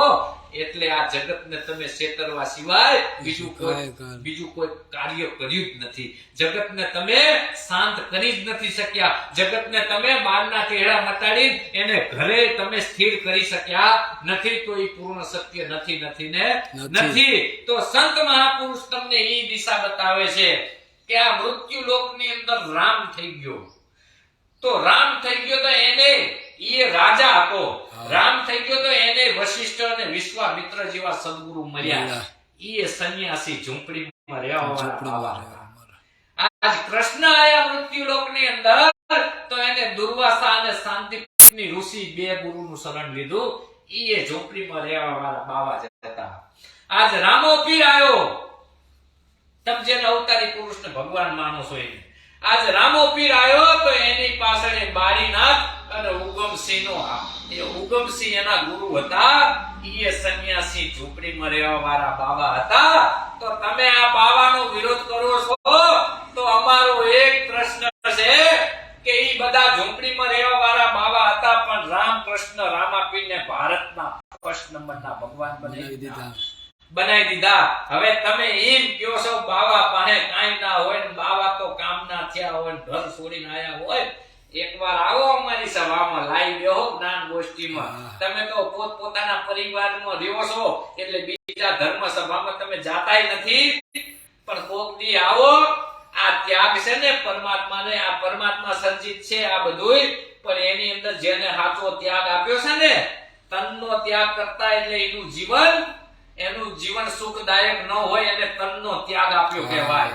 મનનો ત્યાગ કોને કહેવાય? કે આ જગતના જેટલા દ્રવ્યો છે ને એના મનની અંદર એની અંદર બંધાતો નથી, એને મનનો ત્યાગ આપ્યો. અને ધનનો ત્યાગ કયો કહેવાય? કે સાયા ઇતનો દીજીએ મેં ભી ભૂખા ના રહું, મેરા સંત ભી ભૂખા ના જાય. ઈ કોઈ દી છે ને પૈસાના કોથળા ભરી સંપત્તિ જમાડી દી સંપત્તિ ઢગલા માથે ન બેહાય. આ ત્યાગ પરમાત્માને ગમે કે આ મારું દ્રવ્ય છે, એની અંદર તને મનુષ્યનો અવતાર આપ્યો તો એનો તે વિવેક કર્યો, ત્યાગ કર્યો, એને તે વાપર્યું નથી, એટલે તું મને પસંદ છો, એટલે આ તારા જન્મ મૃત્યુનો રોગ મટાડી શકીશ. અત્યારે આ એનું દ્રવ્ય છે બધું પબ્લિક, હું તમે બધા નિમિત્ત માત્ર છી, અને ચારે ખાણીની અંદર આ મનુષ્ય એક જ કમાય છે. હે તો એનું ભરાતું નથી. હે આ જનાવર કોઈ દી મૂલે ગયા, આ જનાવરે કોઈ દી ધ્યાન ધર્યું, આ જનાવરે કોઈ દી સમરણ કર્યું, આ જનાવર કોઈ દી તીરથ કાઢે જઈને હામાં ઉભા રહ્યા, હે તો એ સુખી છે. એ સુખી છે, એને કાલની ચિંતા નથી. એટલે મનુષ્યના દેહે જે બનવું હોય બનાય. સંત મહાપુરુષ એમ કહે છે, કુદરતને ઈ ત્યાગ ગમ્યો એને સન્યાસી પુરુષ કહેવાય, જેને સર્વે આશાનો ત્યાગ થઈ ગયો એને સન્યાસી પુરુષ કહેવાય.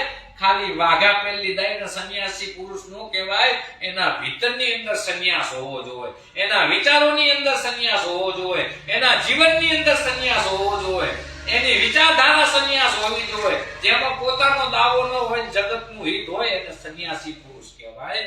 અને એવા સન્યાસી પુરુષને કુદરત સહજમાં મળી જાય છે. કુદરત એનું શ્વાસે શ્વાસે એનું રક્ષણ કરે, રખોલું કરે છે, એને સન્યાસી સંત એને કહેવાય. હવે સપન ભોગ ખાતા હોય, ઘી ગોળ અને શીરાના જો ભાણા ખાતા હોય, હે અને શરીરે ઈ પાડા જેવા અંદરથી હોય ભાઈ, તો આ શરીરમાં જેટલું તમે ભરોસો ને હે ઈ બધી વિષયોની અંદર તમારે બહાર કાઢવું જ પડે. પછી કામમાં કાઢો તોય ભલે, ક્રોધમાં કાઢો તોય ભલે, લોભમાં કાઢો તોય ભલે, અને મળ વિક્ષેપ થાય તોય ભલે. ડબની ભરાણી એટલે ઉભરાવાની છે, એટલે ખાલી કરવી પડે. તો આ મારા બેટા વીઆઈપી જીવન જીવી અને ભગવાનના દરજ્જા લઈ અને બેઠા છે, હે તો એને સંતોએ પાખંડ કીધું. અને છેલ્લે તમે જો ઈ કોઈની હારી ગતિ થઈ જ નથી. ભગવાન 25-50 વર્ષનો યોગ હોય તો છેલ્લે ટાંગા પછાડીને મરે તો એને કેમ કહેવાય? એને કેમ ગુરુમુખી કહેવાય? સંત મત ના પાડે છે. ગુરુ છે ને, ગુરુ જ્ઞાન ગરીબીની અંદર ગુરુ છે. જેનું જ્ઞાન ગરીબાઈ વાળું છે, જેનું જીવન ગરીબાઈ વાળું છે, જેની વિચારધારા ગરીબાઈ વાળી છે, જેની જગત પાસે કોઈ અપેક્ષા નથી, જેને જગત ઉપર કોઈ પોતાનો સ્વાર્થ નથી, જે નિસ્વાર્થ છે, જેને સંતોષ લાગુ પડી ગયો છે, જેને કોઈ બહાર ભટકવાની કે કોઈનો ગેરઉપયોગ કરવાની ભાવના જેનામાં નથી, એને સંત કહેવાય. એને કોઈ લેબલની જરૂર નથી, એને કોઈ સ્ટીકરોની જરૂર નથી, એને કોઈ જાહેરાતની જરૂર નથી, એને કોઈ આ સિરિયલો ચેનલોની અંદર પોતાની ક્લિપ મૂકવાની જરૂર નથી. વધારે વાત શું કરવી? એટલે ગંગા સતી પાનબાઈ જેવા તો કીધું કે બેટા મંડપ અને મેદની તો અધૂરિયાના કામ છે. સાચું બાપુ. સંત મત તો એમ કહે છે લ્યો કે ગુરુ મર્યા પછી, ગુરુનો ઉપદેશ ગ્રહણ થયા પછી કે બેટા પછી બહુ ભમવું નહીં, ભાગવું નહીં, દોડવું નહીં, અને પબ્લિકની ભેરું ટોરામાં તારે જાવું નહીં. મંડપ અને મેદની તો અધૂરિયાના કામ છે, એવું ગંગા સતી પાનબાઈ કહે છે. તો કે અનુભવીને એવી રીતે રહેવું પાનબાઈ, તજી દેવી ફળ કેવી આસ. ગુરુમુખી કોને કહેવાય? આપણે તો ગુરુદ્વારે જઈને જીવન સાર્થક કરવાની માંગણી નથી, સંપત્તિની માંગણી છે, અને એને ફોલો કરવી છે. અમે જો ફલાને સમજ્યા ને, એને તો ગુરુની કૃપા મળી, તમે ફોરવીલ લઈ હે ભાઈ, તો આ કારખાના બધું બંધ ન થઈ જાય. ગુરુની ભક્તિમાં જો ગુરુ ફોરવીલ આવતો હોય તો એનો ઈ ન કરે ભાઈ. પણ એ પૂર્ણ સત્ય નથી. પબ્લિક ને આ ફોરવર્ડ કરવામાં આવે છે. એટલે ગંગા સતી પાનબાઈ જેવા એમ કે અનુભવીને તો એવી રીતે રહેવું પાનબાઈ, તજી દેવી ફળની આસ ન હોવી જોઈએ. ગુરુમુખી કોને કહેવાય? કે બેટા આશા ટળી ગઈ ઇન્દ્ર લોકની, અજ પદ ને આ કૈલાસ, આ વૈકુંઠની ટળી ગઈ વાસના. એવો પરમાત્મા હાજરા હાજર મારા સદગુરુએ મારા ભીતરમાં પ્રગટ કરાવી દીધો, મારા ભીતરમાં ઓળખાઈ દીધો. પછી બજાર વાળા સ્ટીકરો કે મંદિરો કે સમાધિની જરૂર નથી. મને તો મારું સમાધાન થાય ઈ સ્થિતિ મારે છેલ્લા શ્વાસ સુધી ઈ સ્થિતિ પૃથ્વીમાં રહેવાય ઈ કરણી જ મારે કરવાની. મારે કોઈની સમાધિના દર્શનની જરૂર નથી. મારે કોઈનું સમાધાન જોતું, મારે મારું થઈ જાય. એટલે બસ આ જીવન, મારા જિંદગીના તમામ શ્વાસા કુદરતને અર્પણ કરી અને જેટલું જીવાય એટલું જીવવું, ઈ જ મારું નિર્વાણ પદ છે. બાકી એ કોઈના મેસેજ કે ચીઠીઓ આવી નથી કે બેટા અમે જો 50 વર્ષ ભક્ત કરી તો અમે આ બેઠા. અમે સતલોક ની વાણીમાં આવે છે, એવું કઈ છે જ નહીં. તમે જ્યાં છો ને અહીંયા કોઈ બાઉન્ડ્રી નથી. તમે જ્યાંથી આવો ને અહીંયા કોઈ ગામ નથી, કોઈ દેશ નથી, કોઈ બાઉન્ડ્રી નથી, એની કોઈ હદ નથી, એની કોઈ બોર્ડર નથી. એવા અનહદ તમે છો, એવા દેશથી તમે આવો છો. એને અગમ દેશ સંતોએ કીધું, જેની કોઈ હદ નથી એને અગમ કહેવાય. એટલે આ બધા હદમાં છે. આકાશની હદ છે, પૃથ્વીની હદ છે, 5 તત્વોની હદ છે. આ બધા હદમાં છે. તો હદમાં તો એ ઉત્પત્તિનું પ્રાગટ્ય છે, ઈ કાળ પ્રેરિત છે. ઉત્પત્તિનું માધ્યમ છે, ઈ બધું હદમાં છે. અને જ્યાં ઉત્પત્તિ, સ્થિતિ કે પ્રલય કાંઈ નથી, અનહદ છે. એટલે ખીમ સાહેબ જેવાય કીધું કે બેટા આ તો બાજી એ સબ હદની માય, આ તો બેહદ કીર્તાર કહાવે, આ અનહદ આરંપાર, આ બ્રહ્મનો ભેદ બતાવે. આ ખીમદાસ છે ખલક દરિયા, આ સન્મુખ સામે તીર, આ ગુરુગમ ખોજો કે આ ઘટમાય. આ ઘટની જ વાત કરી છે. આ ઘટથી શરૂઆત થાય એટલે આ પિંડ, આ ઘટ છે એને પિંડ કહેવાય. અહીંથી શરૂઆત કરવાની છે. આ પિંડમાં જો જાગૃત થઈ જાય, પિંડની અંદર ભીતરની યાત્રામાં તમે લાગો તો પરમાત્માની યાત્રા સુધી તમે પરમાત્માની યાત્રાને પકડી શકો છો. બ્રહ્માંડની યાત્રામાં પછી તમે તમારી સુરતા માધ્યમથી બ્રહ્માંડની યાત્રા થાય. આ પિંડ અને આ બ્રહ્માંડથી ને પર છે ગુરુજી મારો. ગંગા સતીમાં એવું કહે છે લ્યો કે આ પિંડ અને બ્રહ્માંડ, પિંડ કહેતા આ દેહ શરીર, અને પિંડ કહેતા આખું પોલાણ થાય. આ મૃત્યુ લોક આખું પિંડ કહેવાય. એક તમારો દેહ પિંડ, અને આ બહારનું જે આખું આ 5 તત્વ, 3 ગુણ ને 25 પ્રકૃતિ, આ જે બહાર જે પાકું લાગુ પડેલું છે આ પોલાણ, એને પણ પિંડ કહેવાય. એટલે કે આ પિંડ અને આ જે ઉપર જે દેખાય છે ઈ બ્રહ્માંડ, એને બ્રહ્માંડ કીધું છે. તમારો આ દેહનું બ્રહ્માંડ, તમારું માથું છે ઈ દેહનું બ્રહ્માંડ છે. અને આ જે પૃથ્વી છે એનું માથું જે કંઈ ગણીએ આપણે આ આંખથી દેખાય દ્રષ્ટિએ, તો ઈ જે આકાશ ઈ બ્રહ્માંડ છે. તો સંત મતીમ કહે છે કે બેટા તારો દેહ છે ઈ પિંડ. આ પિંડ અને આ બ્રહ્માંડથી પરસે ગુરુજી મારો, એનો તમને દેખાડી દઉં દેશ. પણ કે ક્યારે? તમે તમારું શીશ ઉતારી ગયો પાનબાઈ, પછી રમાડી દઉં તમને 52 ની 12. આ 52 નો સઘળો વિસ્તાર છે. 53મો મારા સદગુરુનો નિર્ગુણ નિર્વાણ દેશ છે. હે પાનબાઈ, અહીંયા ગેલો સાધક ફરીવાર મૃત્યુ લોકમાં નથી આવતો. તો આ ધર્મ ગુરુ આપણને આઈના સંતો થેલા, આઈના ભગવાન થેલા એની સેવા પૂજા કરાવે, એના જય જયકાર બોલાવે છે, અને એની જ પાછળ આપણને બાંધી રાખે છે. તો ઈ ખરેખર પૂર્ણ સત્ય નથી. ઈ પૂર્ણ સત્ય નથી. એટલે સત્ય હંમેશા કડવું છે. અને જે કડવું બોલે ને એની પાસે હંમેશા મનુષ્યની આદતો તમે જુઓ, જ્યાં તમારા વખાણ થતા હોય, જ્યાં તમને માન સન્માન મળતું હોય, એ માણા એ જઈને બેસે. જ્યાં તમારા વખાણ થતા હોય એ તમે જઈને બેહો. એવી જ રીતે સંત છે ને ભગવાન, ઈ કોઈથી વખાણ કરતા નથી. ઈ પોતાના સાધકના શિષ્યના વખાણ ન કરે કે તમે ધર્મના થાંભલા છો, તમારા ઘરે પુણ્યનો શેર્યો હાલ્યો.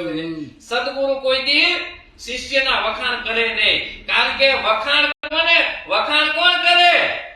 જેને એના શિષ્યોમાં અપેક્ષા છે, જેને એના શિષ્યોમાંથી એની પેઢી કેપેબલ કરવી છે, ઈ વખાણ કરે, ઈ એલાઉન્સ કરે, આવજો બાપા, આવજો, બધાને આમંત્રણ છે, મારા ભાઈલા આવજો.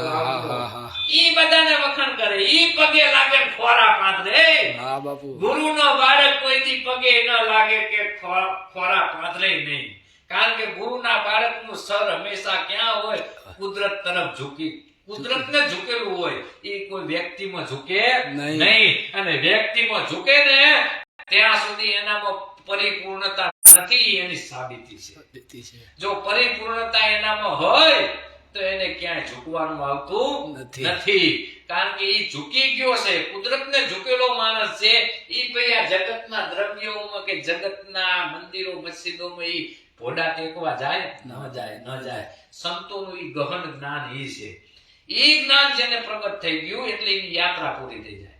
એની આ જીવન યાત્રા પૂરી થઈ જાય, જન્મ મૃત્યુની યાત્રા પૂરી થઈ જાય. આ 84 લાખ એના અવતાર જે છે એની યાત્રા કાયમ માટે પૂરી થઈ જાય અને પરમ તત્વની અંદર ઈ ઉર્જા બનીને એમાં સમાઈ જાય છે.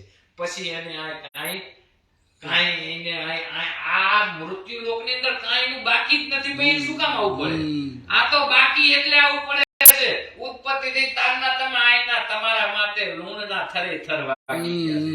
ઘણી વાર તમે મનુષ્ય બની ગયા, તમામ અવતારો ભોગવી ગયા, તો અહીંયા તો અહીંનું તમારું ખાધું પીધું 50 વર્ષ 70 વર્ષ જીવ્યા, એ બધું દ્રવ્ય અહીંનું છે. એનું ભાડું વાળ્યું યાદ લે છે. તમને જન્મ મૃત્યુનો રોગ મટવા દેતો નથી. આ દેહ પૂરો થયો બીજા દેહમાં ઘુસાડી દે છે. ઈ એનું ભાડું લે છે. એટલે સંતે કીધું કે જીવ સાને ફરે છે તું ગુમાનમાં, તારે રહેવું છે ભાડાના મકાનમાં. તારું હમણે મકાન બદલી જાય હે, કારણ કે એનું લૂણ માથે ચડી ગયું, કાળનું લૂણ આપણી માથે ચડી ગયું એટલે મુક્ત ન થવા દે.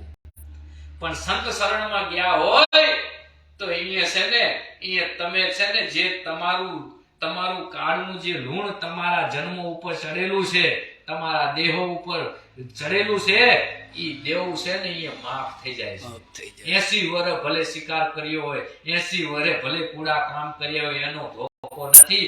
પણ જે કુદરતને શરણ વયો ગયો ને બાપુ હેને, એવા જ અલ્યા પીર થઈ પૂજાના છે.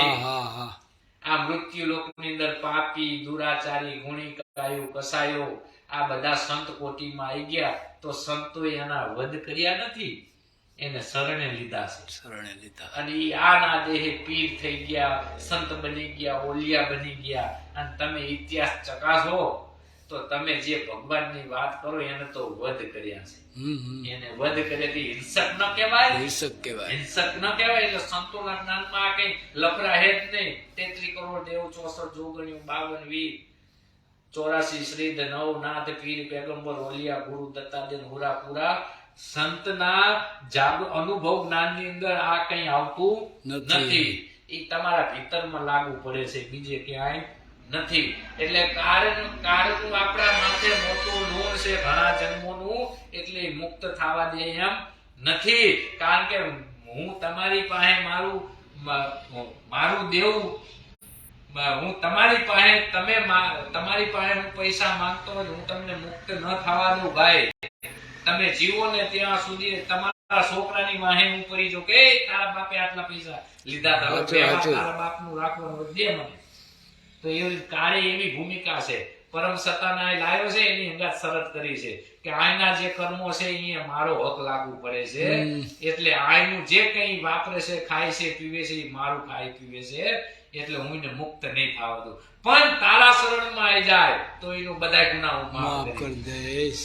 તો આ કાળ જે સૂક્ષ્મ સત્તા છે એ આપણને સાચા ગુરુની પારખ થવા દે એમ નથી. જાણતા હલારા કરી અને આ ધર્મના જમલા હલારે છે. એટલે બધી 84 ખાણ આની અંદર આવે છે. આમાંથી કોક જ જે કાળમાંથી મુક્ત થયો હોય શક્તિ શક્યો. એટલે સંતમાંથી આપણને ઈ કહે છે ભાઈ કે જીવનની સાર્થકતા બહુ કલ્પના કર્યા જેવી નથી. 4 યુગ ને 3 યુગ ને જે યુગ હોય, આ તમને દેહ મળ્યું છે 50-60 વર્ષનું, તો આ દેહે સાધન છે તમારું. એ સાધન માધ્યમથી વર્તમાનમાં મારે કુદરતની પ્રાપ્તિ કરવી છે. ભૂતકાળમાં જેને જે કુદરત મળી ગયું એ પાર પડી ગયા છે, પણ વર્તમાનમાં મને કુદરત મળે તો જ હું પાર પડીશ. તો આ વર્તમાનનું જ્ઞાન કાયમ માટે ગ્રહણ કરી અને જે થાય રોજનું પ્રેક્ટિકલ કરો, કરણી કરો. કથની મૂકી દો. કથની કોણ કરે? એ અનુભવી સંત મહાપુરુષો જ કરી શકે. અને આને બોલવાનો, સાચી વાત બોલવાનો અનુભવી સંતો મહાપુરુષોનો અધિકાર છે. અને જે જાગૃત નથી, આ જે ગુરુ બનીને બેઠા ને આટલો બધો વાણી વિલાસ બુદ્ધિનો ડખો કરીને વક્તા બનીને બેઠા છે ને ભગવાન, એને તો આ વાણીનો દોષ લાગે છે. એટલે છેલ્લે એનું ભીતર જાગૃત નથી અને તમે જાગૃત હોવાની સાબિતી પુરાવા આપો ને વાણી વિલાસ કરો તો એ આંતરિક તમે કુદરતના ઘરના ચોર છો એટલે વાણીનો તમને દોષ મળે છે એટલે જેટલી ખબર હોય ને એટલું બોલા આ ભારત દેશને એવો માનસિક રોગ લાગુ પડી દીધો ધર્મનો કે મારા વાતથી રાજી થઈ જાય આત્મા છો હું આત્મા છું એટલે રાજી થઈ ગયો એમ ના પતે તું આત્મા છો એની ખબર પડી તને તો ખરેખર છો કે નહીં ઈ તો તારે તારી મહેનત કરી જોવું પડશે ને તારા ભીતરનો ઈ દશા ના પકડે ત્યાં સુધી તું આત્માય નથી પરમાત્માય નથી તું પામર જીવ છો તો જીવ ભાવ છે તારો તું જીવ કહેવાય પામર જીવ કહેવાય તું એટલે જીવન સાર્થક કરવું હોય આ કાયામાંથી આ બધા અસત્યના આવરણો દૂર કરવા હોય તો અત્યારે બજારમાં કાંઈ જવાની જરૂર નથી કોઈ વસ્તુ સાંભળવાની જરૂર નથી કોઈ મોબાઈલના બટકામાં બહુ પડ્યા રહેવાની જરૂર નથી કારણ કે અમારા સંતોનું જ્ઞાન તો એ છે કે સદગુરુએ એવી દયા કરી મને આપ્યું છે નિજ જ્ઞાન એટલે તમારી અંદર પડેલું ડાયરેક્ટ પંચમ વેદનું જ્ઞાન ડાયરેક્ટ સૂક્ષ્મ વેદનું જ્ઞાન જે આદિ અનાદિથી તમારી અંદર છે ઈ પંચમ વેદનું જ્ઞાન છે એમાં અલ્યા સંતો એમ કે ઈ જ્ઞાન એવું છે કે જ્યાં તારો વેદ થાકે વાણી થાકે તારો સંકન્ને શેષ અલ્યા તારી ગીતા में गम नहीं એ હે સદગુરુ કા ઉપદેશ આ કોડાઓને ઉપદેશની ખબર પડતી નથી જે પૂછે કે અમે ઉપદેશ લઈ લીધો બાપુ હો તો ઉપદેશની વાત કરજો કઈ નહીં કરે અને કરશે તો આઈની જ કરશે ઉપદેશ એટલે આનાથી પર આનો કોઈ જ્ઞાન ના હાલે આનો કોઈ ભગવાન ના હાલે આનો કોઈ હાલે વધારે વાત શું કરવી સંતની વાતના બહુ પુરાવા ના હાલે અરે હા બાપુ વધારે વાત શું કરવી સંતના પુરાવા ઈ એનો અનુભવ ને એનું પ્રાગટ્ય ને એની મહેનત થી એને પ્રગટ કર્યું છે ભાઈ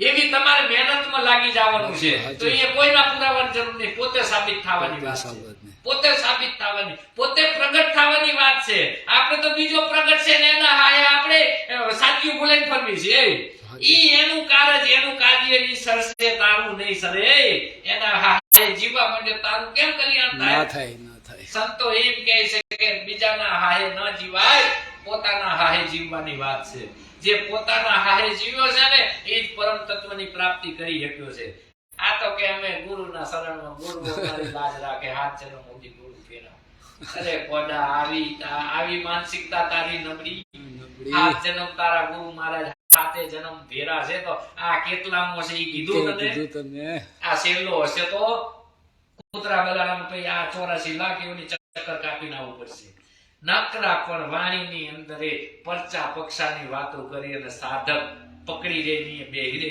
ટોરા મોઢ એવું જ એલાઉન્સ કરે સંત મહાપુરુષ કે તારી સાથે જે ઘટના બને એ સત્ય છે તારા માટે તારી સાથે જે ઘટના બને ને એ તારું કલ્યાણ કરશે બાકી મારી ઘટના નો ભરોસો તમે કરશો અને તમારા ભીતરમાં એ ઘટના નહીં બને તમે પાપ નથી પડતા ના પડે જે દશા મારામાં પ્રગટ છે તમારામાં જ્યાં સુધી લાગુ ન પડે ત્યાં સુધી તમારું કલ્યાણ જ નથી ભલે તમે સંતના શરણ સેવો કે સંતની સેવા કરો કે સંતને તમે બધી રીતે હાચવો પણ ઈ આઈની કરણી છે મૃત્યુ લોકની કાળ લોકની કરણી છે ઈ તો તમારી ફરજ જ છે ફરજ કોઈની ભક્તિ ન બને ભક્તિ છે ભીતરનો શણગાર છે બહાર બતાવવા માટેની વાત નથી એટલે ઓલા ભાઈ વેલનાથે કીધું એ સમયની અંદર કે ભાઈ આજે આ ગુરુદ્વારે ગયા હોય તો એના માટે આ બધા નિયમો સંયમોનું પાલન કરવાનું છે પણ એમાં પાસબંધ નથી થવાનું કારણ કે અહીંની કરણી છે એ અહીંની જ છે કાળ અહીં જે કરણી કરો છો એ અહીં કાળ લોકની છે અને એ કાળના મુખમાં જાય એ કાળનો કોરિયો જ બને તો કે એ તમારી ફરજ છે એ કરવાનું છે પણ એમાં પાસ બંધ નથી થવાનું તો આ બધાએ પાસ બંધ કરી દીધા કોઈ કે ગાય નીર નાખો તો એ તમારે પરમાત્મા તમારે કૂતરાને બટકું રોટલો નાખો તમે અનક્ષેત્ર બોલો તો તમારું કલ્યાણ થાય બીજું કઈ કરવાની જરૂર નહીં ટુકડો ખવડાવો અહીંયા હરી ટુકડો તો આ વર્ષોથી કેટલાય ટુકડા ખવડાવે કેમ હરી ઢુકડો ન આવ્યો તમારો એટલે એ વેલાએ કહી દીધું જુનાગઢ ની અંદર કે ભાઈ મારા ગુરુની તો ઈ વાત છે કે ભૂમિદાન દેવે ભલે અન્નદાન દેવે ભલે ભલે કંચનના મોલ લૂંટાવે એટલે આ કાશી ક્ષેત્રમાં જઈને પર્વત માને તો એ આ ગુરુના તોલે ના આવે. આવો ધન ગુરુ દાતા મેરે ધન ગુરુ દેવા એવો મને સતનો શબ્દ સુના. ઈ સતનો શબ્દ છે ને ઈ ભગવાન આઈની બનાવેલી ભૂમિકા નથી. આઈની જેટલી બનાવેલી ભૂમિકા એનો નાશ નથી. આ દેહ આઈ બન્યો છે તો એનો નાશ છે. અરે હું તો કહું આઈનું જેટલું દ્રવ્ય બન્યું છે ભાઈ ઈ બધાનો પ્રલય તો છે ને. હે ભાઈ આ જો વાવાઝોડા આવે તો કેટલાય બિચારા 50 વર્ષના ઝાડમાં નથી ઉખડી જતા, નાશ છે ને. હે તો આપણા સંતોની વાત છે કે જેનો ત્રણેય કાળમાં નાશ નથી ઈ સ્વયં તું પોતે છો. એને સંતો આત્મસત્તા કહી છે. એને સંતો નૂર કીધું, પ્રકાશ કીધું, એને અવિનાશી કીધો. જેનો ત્રણેય કાળમાં નાશ નથી એને અવિનાશી કહેવાય. આ દેહ નાશવાન છે, આને અવિનાશી નો કહેવાય. જો કુદરતે કેવી રચના કરી ભાઈ કે જે વસ્તુ તમને ગમે છે ને એને ઈ કાયમ તમારી ભેરી ન રહે. આ દેહ મરી જાય ને પછી વધારે સમય રાખો એટલે ગંધાવા, એટલે તાત્કાલિક ની વિધિ કરવી પડે. કુદરતે આ નકે મારા બેટા કે આ પિંજરામ પૂરી રાખશે. સમજ્યા? કુદરતે આ રચના કરી કે મનુષ્ય આમાં પાસ બંધ ન થાય. તમે વિચાર તો કરો, આ ચામડું ઊંચું કરીને તો જો તમારી કાયમ ગંધવાળો રક્ત ને મળ નરક જ છે. આ તો ચામડીથી મટેલું એટલે સારું લાગે છે ભાઈ. અને આ જગત બધા છે રૂપમાં હલવાના છે, રૂપમાં દેહમાં હલવાના છે. એટલે એને ચમાર કીધા સંતો. આ ચામડાની દ્રષ્ટિથી જે જોવો એ બધા ચમાર. જ્ઞાન દ્રષ્ટિએ તમે જોવો ને તો અંદર બેઠેલો ભગવાન તમને પ્રગટ દેખાય એવો છે. પરિબ્રહ્મ પરમાત્મા એ તમે આખા વિશ્વમાં તમે ચકાસણી કરો, સતનું કોઈ દી મંદિર છે? રામાપીરનું હોય, માતાજીનું હોય, હે એના મંદિરો હશે, રામકૃષ્ણ સતનું કોઈ દી મંદિર નથી બન્યું આજ સુધી. શું કામ નથી બન્યું? કારણ કે હાથમાં નથી આવતું. આ બધા હાથમાં આવી ગયા ઇતિહાસના આધારે કે ભાઈ રામ હતા ભગવાન, ચલો મંદિર બનાવો. કૃષ્ણ હતા ભગવાન, ચલો મંદિર બનાવો. રામોપીર ભગવાન થઈ ગયા, ચલો મંદિર બનાવો. સંતો ભગવાન થઈ ગયા, ચલો મંદિર બનાવો. સતનું મંદિર ન બન્યું, મારા ના બન્યા. કુદરતે જેને બનાવ્યો એનું મંદિર બન્યું, કુદરતનું મંદિર બન્યું નહીં અને બની શકે એવું એ નથી. પણ કુદરત એવું સંકેત કરે કે મેં એ મંદિર બનાવ્યું છે.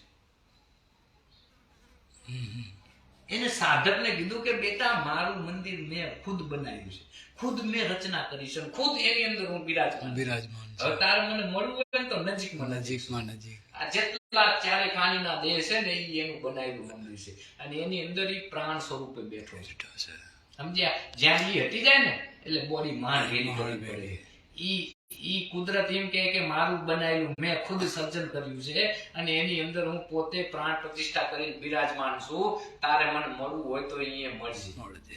મળનારો એમાંથી જ મળ્યો છે. ચકમો હો ગેલા ભજન મે મસ્ત લેના જેને લાગે સપના. તમારા ભીતરમાં જ્યાં સુધી નક્કી નહીં થાય ને કે મને જીવાડનાર કોઈ ભગવાન છે, આટલું ખાલી માણસને નક્કી થઈ જાય ને મને જીવાડનાર કોઈ ભગવાન છે તો ક્યાં છે? તો કે આ મારો શ્વાસ ચાલી રહ્યો મારું જીવન છે. તો આ જે શ્વાસ જે ચાલી રહ્યો છે પેલો ઈ તમારો ભગવાન કહેવાય. આ શ્વાસ ચાલી રહ્યો છે તો તમારી ઉંમર તમને લાગુ પડે છે. તમે જગતની અંદર બધે ફરી શકો છો, ક્રિયાશીલ બધાને મરી શકો છો. શ્વાસ ન હોય તો ભેગું થવું, તરત જ એનું આખો દેહ મટાડી દેવો પડે, બાળી દેવો પડે, દાટી દેવો પડે. એટલે ઓલા ભાઈ ભોજા ભગતે કીધું, ભોજા પટેલ થઈ ગયા ભગત, પટેલ જ્ઞાતિની દે કે આ દેહને સ્વાસ્થ્યની સગાઈ પછી ઘરમાં ઘડીએ ન રાખે ભાઈ. તો એવી સાબિતી આપે છે. તો આપણે આપણી દોડ ક્યાં છે? તીરથ ઘાટમાં નિમત છે ને. તીરથ ઘાટમાં આપણા બનાયેલા મંદિરો ને આપણા બનાયેલા ભગવાનોમાં જ આપણે છે. તો એમાં કેમ કલ્યાણ થાય? ના થાય. તો સંત મત શું કહે છે કે બહારની યાત્રા મટાડ અને ભીતરની યાત્રા ચાલુ કર એટલે એમાં તને આ સાબિતી મળશે.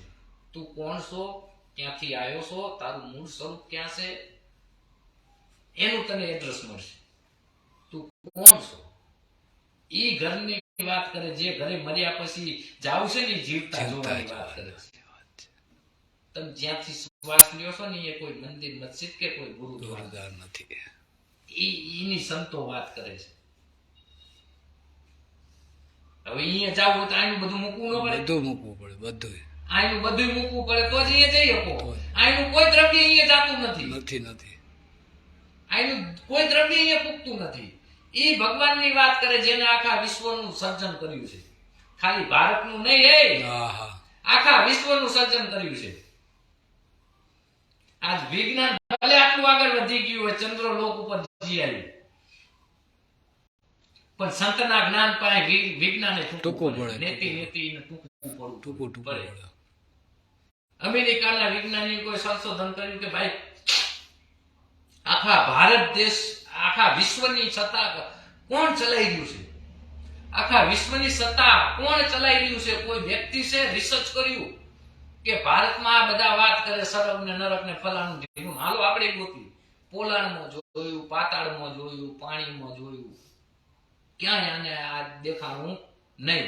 પછી રિસર્ચ કર્યું કે આખા વિશ્વની સત્તા જે છે ને એ સત્તા ચલાવનાર કોઈ વિલ પાવર, એલર્જી એને કીધી. એલર્જી, કોઈ એવી એલર્જી છે જે અક્ષરામાં નથી આવતી, જે વિજ્ઞાનના બનાવેલા અક્ષરામાં નથી આવતી. કાચની પેટીની અંદર માણાનો અંત સમય આવ્યો ને એટલે વૈજ્ઞાનિકોએ શું કર્યું, કાચની પેટીમાં પૂરી દીધો એને કે હવે આ 5 જ મિનિટમાં આનો દેહ વિલય થઈ જવાનો. એટલે કાચની પેટી એવી જાડો કાચ કે એમાં હવા આવે ને જાય નહીં. કાચની પેટી એને જાણવા માટે કે આ કોઈ વ્યક્તિ છે, મુદ્દો છે, તો એ મુદ્દો હોય દાબડીના ઉપર રિસર્ચ કર્યું તો ઓલો વયો ગયો. પછી એના ઉપર વિજ્ઞાન થયું પેટી ઉપર. તો એક જગ્યાએ એને નહીં જેવી તિયાર જોવા મળી, ક્રેક થઈ ગયું, અહીંયાથી વયું ગયું. એને કોઈ હદ લાગુ પડતી નથી. એને આ જગતની કોઈ બોર્ડર કે કોઈ હદ લાગુ પડતી નથી. એને પરમ સત્ય કહેવાય. એને અમેરિકા વિલ પાવર કીધું, એલર્જી કીધી. એવી રીતે આપણા સંતો મહાપુરુષોએ ભારત દેશની અંદર એને ગુરુ તત્વ આકર્ષણ બળ કીધું કે બેટા આખા વિશ્વની જે સત્તા છે ને એ ગુરુ તત્વ આકર્ષણના બળથી હાલે છે. ઈ ચલાવનાર કોઈ વ્યક્તિ નથી. ઈ આદિ અનાદિથી આમ જ હાલે છે. એને ચલાવનાર કોઈ વ્યક્તિ નથી. તો વ્યક્તિ કેમ ભગવાન હોય? આટલી ભાન નથી પડતી. વ્યક્તિ કેમ ભગવાન હોય?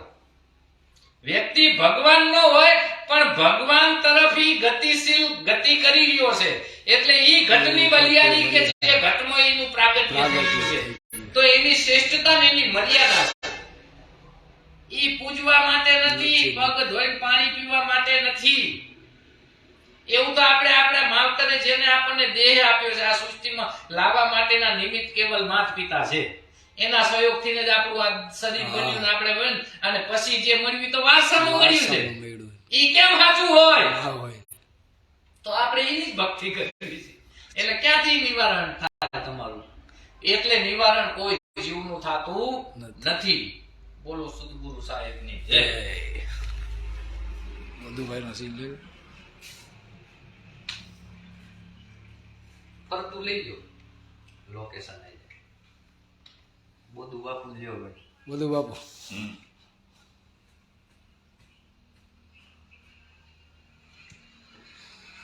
કેટલું થયું? ઘણું થયું બાપુ. કલાક